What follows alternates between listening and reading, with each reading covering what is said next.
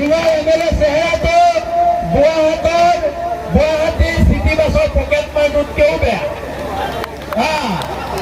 আমি ঢিঙৰ MLA আমিনুল ইছলামলে ঘেণ্টা ভয় নকৰোঁ।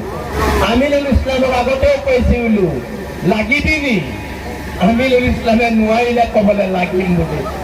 লগাহেঁতেন ঠেং হাত ভাঙি এতিয়া গুৱাহাটী মেডিকেলত পৰি থাকিলেহেঁতেন। আমাৰ লগত নোৱাৰিবি। ঢিঙৰ MLA চেহেৰাটো গুৱাহাটীৰ চিটি বাছৰ পকেট মাৰটোতকৈও বেয়া। আৰু ঢিঙৰ MLA আমিনুল ইছলামক এটা কথা কৈ দিছোঁ, তোমালে কোনোবা বাংলাদেশীয়ে ভয় কৰিব পাৰে, আমি ঘেণ্টা তোমালে খাতিৰ নকৰোঁ।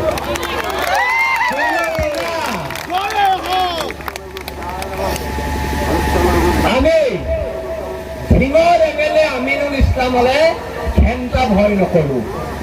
আমিনুল ইছলামক আগতেও কৈছিলোঁ লাগিবি নি, আমিনুল ইছলামে নোৱাৰিলে ক'বলৈ লাগিম বুলি।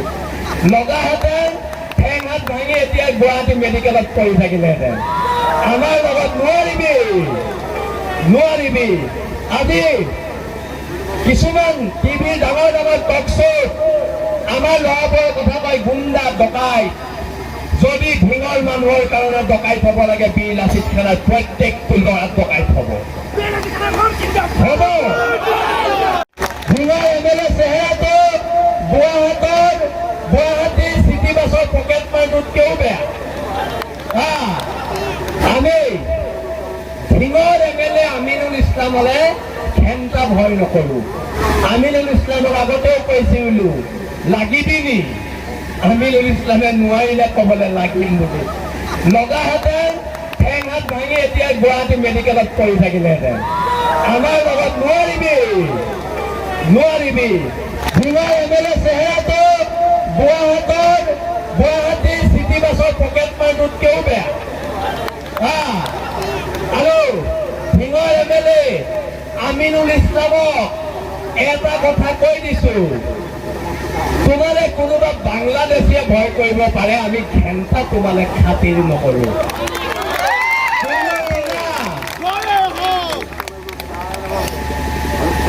আমি ঢিঙৰ MLA আমিনুল ইছলামলে ঘেণ্টা ভয় নকৰোঁ। আমিনুল ইছলামক আগতেও কৈছিলোঁ লাগিবি নি, আমিনুল ইছলামে নোৱাৰিলে ক'বলৈ লাগিম বুলি।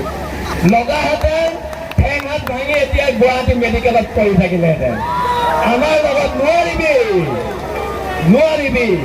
আজি কিছুমান টিভিৰ ডাঙৰ টক শ্ব'ত আমাৰ ল'ৰাবোৰৰ কথা কয় গুণ্ডা ডকাইত।